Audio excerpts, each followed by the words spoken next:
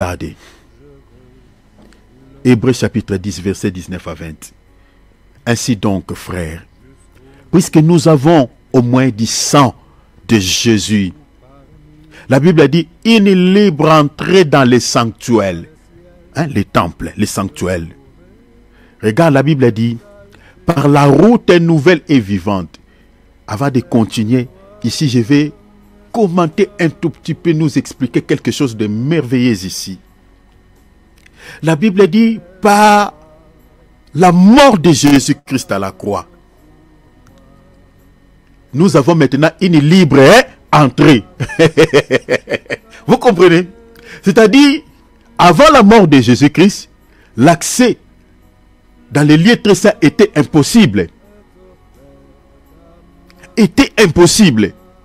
Mais dès l'instant où Jésus s'est éteint à la croix de Golgothe, les voies du temple s'est déchirées en deux parties. La Bible dit l'accès est devenu possible. C'est-à-dire, ce n'est plus maintenant le souverain sacrificateur qui est censé d'entrer dans les lieux très saints, mais maintenant même le peuple peut accéder dans ces lieux. Mais attention, les lieux saints là, les lieux très saints là, je ne parle pas du lieu très saint du tabernacle terrestre. Vous comprenez? Attention, je ne parle pas du lieu très saint de ce tabernacle ou de ce temple qui était construit par Salomon. Attention. La Bible dit, Jésus-Christ par sa mort, au moins du sang de Christ, une libre entrée dans les sanctuaires. C'est-à-dire Jésus nous a permis de pouvoir entrer maintenant librement dans les sanctuaires, dans le lieu très saint. Et dans le verset 20, l'apôtre ici dit quoi? Par la route nouvelle et vivante. Oui, c'est une route nouvelle, mais c'est aussi vivante. Donc Jésus a créé pour nous une route nouvelle et vivante. Toute route nouvelle n'est pas vivante, mais cette route ici, c'est une route nouvelle et vivante. Qu'est-ce que cela veut dire? Oh mes chers amis, mes frères et sœurs dans le Seigneur, écoutez-moi. Cette route nouvelle et vivante que Jésus a créée pour que nous puissions avoir l'accès dans les lieux très saints. Attention, les lieux très saints ici, c'est l'image du ciel. Attendez, je vous donnerai tout à l'heure les textes. C'est le ciel. Mais Jésus a créé une route nouvelle et vivante pour que nous puissions avoir l'accès. Attendez, cette route-là, ce n'est pas une route physique, mais c'est tout un homme. Cet homme-là, c'est lui-même le Seigneur Jésus-Christ. C'est lui la route nouvelle. Et si vous marchez sur cette route-là, à l'intérieur de cette route, il y a aussi la vie. My God, my God. À l'intérieur de cette route, il y a aussi la vie. Regardez, Jean 14, 6. Jésus lui-même va dire, je suis la route. Amen. Je suis la route. Amen. Je suis la route. Je suis la route, la vérité et la vie. Ah! Est-ce que vous voyez ça? Donc cette route nouvelle et vivante, c'est lui-même le Seigneur Jésus-Christ. Il est la route nouvelle que Dieu a inaugurée pour nous. Mais cette route, il y a aussi la vie. Donc cette route-là, c'est lui le Seigneur Jésus-Christ. Il est aussi notre vie. Donc Jésus-Christ, il est la route qui nous permet de pouvoir hériter le ciel. C'est-à-dire, si vous n'êtes pas passé par cette route, vous n'entrez pas dans les lieux très saints que j'explique, le ciel. Bouddha, il est une route, mais il ne vous amènera jamais au ciel dans les lieux très saints. Mahomet peut être aussi une route, mais il ne vous conduira jamais dans les lieux très saints. Aucun prophète, aucune religion ne peut se présenter devant vous comme une route qui vous permettra de pouvoir accéder au ciel ou dans les lieux très saints. C'est seulement par la mort de Jésus que le voile s'est déchiré. Maintenant, il y a une libre entrée à tout celui qui veut entrer dans les lieux très saints, mais il doit emprunter quelle route? Pas Bouddha, pas Mahomet, pas Tata Wanda, pas n'importe quelle route. Aujourd'hui, nous avons une seule route nouvelle que Dieu a inaugurée pour nous. Et cette route-là, la Bible dit, il y a la vie à l'intérieur de cette route. Si vous empruntez cette route, vous avez la vie. Et cette route vous conduira où? Dans les lieux très saints que j'explique, le ciel. Cette route, c'est le Seigneur Jésus-Christ. Si vous avez Jésus, oh, vous êtes sur le bon chemin. Acclamons le Seigneur. Vous êtes sur le bon chemin. Vous êtes sur le bon chemin. Parce que c'est une route nouvelle que Jésus lui-même il a inaugurée pour nous. Et il y a la vie dans cette route. Et cette route-là vous conduira tout droit vers les Pères. Vous conduira tout droit parce que vous comprenez que dans les lieux très saints, il y avait l'arche de l'Alliance qui représentait Dieu lui-même. Si vous empruntez cette route, vous vous retrouverez devant la face du Père. Alléluia. Devant la face du Père. Alléluia. Alléluia. Regardez, vous allez comprendre que les lieux très saints, c'est le ciel. On va lire un passage. Regardez, notez, chers enfants de Dieu. Les lieux très saints, c'est l'image du ciel. Donc cet événement qui s'était passé à la croix de Golgotha, une fois que Jésus s'est éteint, la Bible dit le voile s'est déchiré. C'est le rideau qui séparait, ce voile qui séparait les lieux saints du lieu très saint. La Bible dit c'est déchiré en deux parties. Maintenant l'accès est devenu accessible à tout le monde. Et si vous lisez quelque part, je crois, dans l'Épître aux Hébreux chapitre 9 verset 8, vous allez voir que, avant que nous puissions lire ça, d'abord le verset que je vous ai donné tout à l'heure, si vous lisez d'abord toujours l'Épître aux Hébreux chapitre 9 verset 8, vous allez voir que le Saint-Esprit lui-même, Dieu, est en train de dire, regardez, je vous lis rapidement, il dit, le Saint-Esprit montrait que par là, que le chemin du lieu très saint n'était pas encore ouvert tant que le premier tabernacle ou le premier temple subsistait. Waouh! Le Saint-Esprit dit que la voie du lieu très saint, le chemin du lieu très saint n'était pas encore ouvert. Mais que faisait le souverain sacrificateur? La Bible nous dit que le souverain sacrificateur entrait par an, chaque année, une fois dans ces lieux-là. Donc tout ce que le souverain sacrificateur Aaron était en train de faire en entrant dans les lieux très saints n'était que des aventures. Le Saint-Esprit dit que le chemin pour accéder au lieu très saint n'était pas ouvert. Mais à quel moment ce chemin-là est devenu ouvert? C'est cet événement que nous avons lu tout à l'heure. Gloire à Dieu. C'est par la mort du Seigneur Jésus-Christ. C'est par sa mort. La Bible dit le voile s'est déchiré en deux parties. C'est à ce moment-là que l'accès est devenu possible pour tout le monde. L'accès est devenu possible. Et le lieu très saint là, tout ce qui s'était passé à la croix de Golgotha, le voile là qui s'était déchiré du temple de Salomon, n'était que l'image du véritable temple qui est dans le ciel. C'est ça ce que l'auteur aux Épîtres aux Hébreux nous enseigne ici. Lisons l'Épître aux Hébreux chapitre 9 verset 11 à 12. Regarde, je lis pour nous rapidement. La Bible dit, mais Christ est venu comme souverain sacrificateur des biens à venir.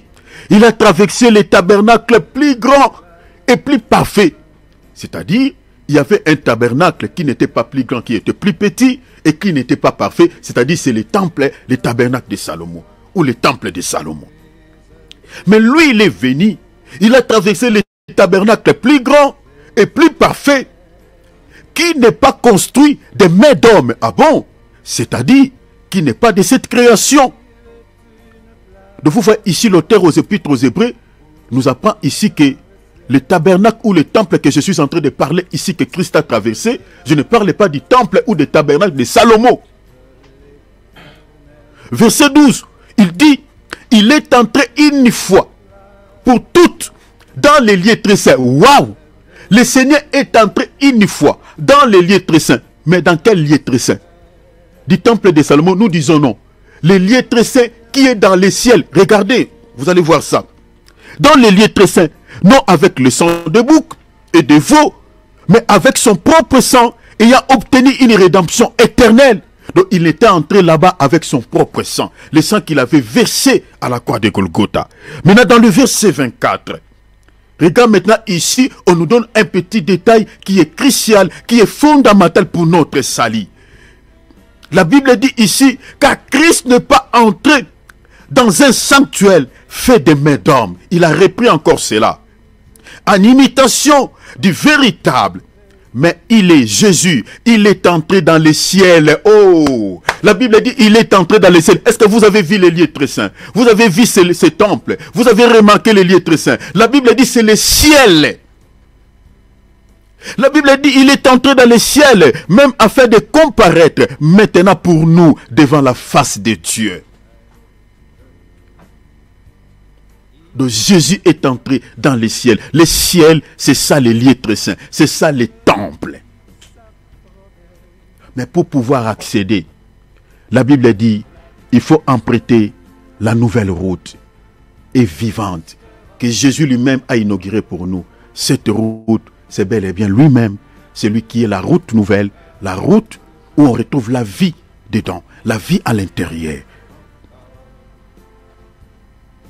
Les salis, c'est le Seigneur. C'est lui qui est notre vie. Je continue un petit détail, je continue la lecture et je vais m'arrêter par là. Je suis dans le verset 20 du chapitre 10, l'Épître aux Hébreux. Par la route nouvelle et vivante qu'il a inaugurée pour nous, la Bible a dit, au travers du voile. Oh, il a inauguré au travers quoi du voile? Est-ce que vous avez vu l'événement qui s'était passé lors de sa mort? Une fois qu'il est mort, la Bible a dit le voile s'est déchiré du haut jusqu'en bas. Donc il n'y avait plus question du lieu saint ou du lieu très saint. Donc quand tu entres dans les lieux, dans les temples, tu peux directement entrer dans les lieux très saints. Maintenant la Bible a dit, il a inauguré pour nous à travers 10 voiles. Maintenant regardez l'explication, les petits détails que l'apôtre nous donne. Il dit, le voile dont il est en train de dire, il dit, c'est-à-dire de sa chair. Ah! Donc la chair de Jésus, c'était aussi tout un voile. La raison pour laquelle, lorsqu'il est mort, lorsque l'esprit est sorti de son corps, même le voile du temple de Salomon s'est déchiré. Est-ce que vous avez vu ça? Donc le corps de Jésus, c'était l'explication de ces voiles-là qui séparaient les lieux saints du lieu très saint. La raison pour laquelle lorsque Jésus, parce que c'est lui-même qui avait tué son corps, c'est ça ce qu'il dit dans Jean 10, non? Il dit, j'ai le pouvoir de donner ma vie et de la reprendre. C'est lui-même qui s'est donné la mort. C'est lui-même aussi qui s'est donné la vie, parce qu'il était revenu aussi à la vie après. Maintenant, une fois que l'esprit a quitté son corps, le voile physique s'est déchiré. C'est ça ce que l'auteur aux Épîtres aux Hébreux nous apprend ici. Il dit, Jésus nous a accordé une libre entrée dans les sanctuaires par la route nouvelle et vivante qu'il a inaugurée pour nous au travers du voile, c'est-à-dire sa chair. Je vais ajouter 2-3 trucs et puis on va s'arrêter. Regarde, maintenant, qu'est représenté ce voile? Parce que si on se limite au niveau du voile, eh bien l'explication est bloquée, nous n'allons pas comprendre. Mais qu'est représenté exactement ce voile? Qu'est représenté ce corps de Jésus qui explique aussi un voile? Ce voile-là expliquait tout simplement la loi de Moïse ou les rites anciens. Tout ce qui s'est passé dans la loi de Moïse, tout ce qui s'est passé dans l'ancienne alliance, c'est ça, c'est l'explication de ce voile-là. Donc le corps même que Jésus avait porté, c'est ça l'explication de la loi. La raison pour laquelle, dans Matthieu 5, 17, il a dit, je ne suis pas venu abolir la loi, mais pour l'accomplir. Mais posez-vous la question, de quelle manière Jésus devait accomplir la loi? C'était par sa mort. Donc Jésus devait quoi? Tuer ce corps-là, pour que la loi soit accomplie. Ce corps-là qui représentait le voile. C'est ça la loi. Le voile, c'est la loi. Je vous donne une écriture. Regardons, on va lire. 2 Corinthiens chapitre 3, 14 à 16, nous sommes dans l'enseignement. Notez, et lisez ensemble avec nous. Nous sommes dans l'école de Béret. Mais ils sont devenus dire d'entendement, car jusqu'à ce jour, les mêmes voiles, regarde, les mêmes voiles demeurent quand ils font la lecture de l'Ancien Testament. Il dit, et il ne s'élève pas, parce que c'est en Christ qu'il disparaît. Verset 15. Jusqu'en ce jour, quand on lit Moïse, un voile est jeté sur leur cœur. Et, ah bon? Donc le voile ici représente quoi? Représente Moïse. Attention, ne représente pas Moïse en tant qu'une personne ou un personnage physique, mais Moïse ici dans ce contexte, c'est la loi.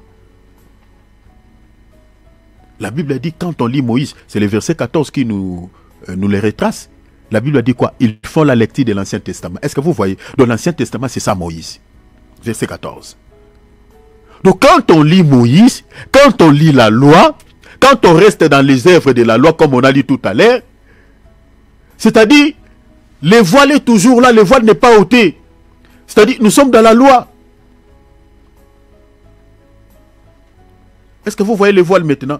Le voile, c'est le rite ancien. Le voile, c'est la loi. Le voile, c'est l'Ancien Testament. Et quand nous sommes tachés aux œuvres de la loi, comme l'apôtre Paul a dit, tous ceux qui s'attachent aux œuvres de la loi sont déchus de la grâce. C'est-à-dire, vous êtes encore voilés. Vous n'êtes pas sauvés. Vous êtes encore sous la loi. Mais Jésus, par sa mort, il a mis une fin. Le voile s'est déchiré. Il a mis une fin à la loi. Verset 16, la Bible dit, mais lorsque les cœurs se convertissent au Seigneur, le voile est ôté. Gloire à Dieu. Gloire à Dieu. Lorsque les cœurs se convertissent au Seigneur, lorsque nous avons reçu cette bonne nouvelle de la grâce, nous ne sommes plus sous la loi. Le voile est ôté. C'est-à-dire nous ne sommes plus sous le joug de la loi. Nous ne sommes plus sous la condamnation de la loi. Nous ne sommes plus sous le coup de la malédiction de la loi. C'est-à-dire nous sommes sauvés. Nous avons la vie.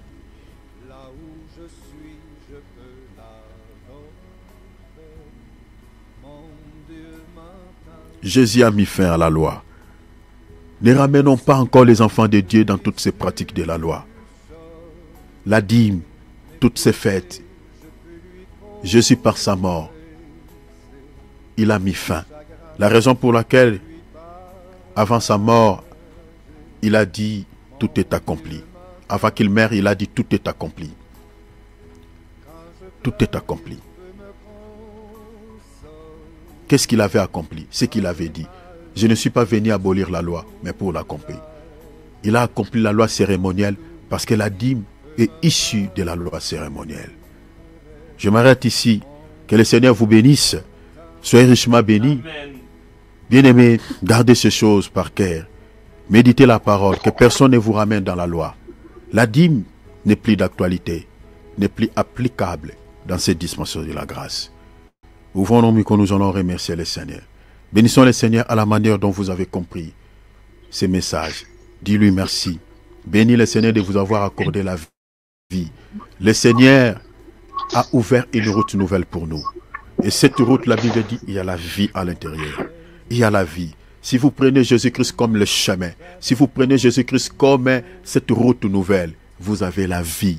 Bouddha n'est pas une route nouvelle. Bouddha n'est pas, au fait, il est une route, mais une route qui peut vous conduire en enfer, ne vous conduira pas vers Dieu. Mais Jésus-Christ est une route nouvelle et la vie. Mahomet n'est pas une route nouvelle et vivante. Tata Honda n'est pas une route nouvelle et vivante. Aucun prophète est une route vivante. Jésus excepté, il est le seul, il est l'unique qui est une route vivante qui peut nous conduire dans les lieux très saints. Prie le Seigneur, à la manière dont tu as compris cet enseignement. Bénis le Seigneur, donne-lui gloire. Ouvrons nos micros, alléluia, Père.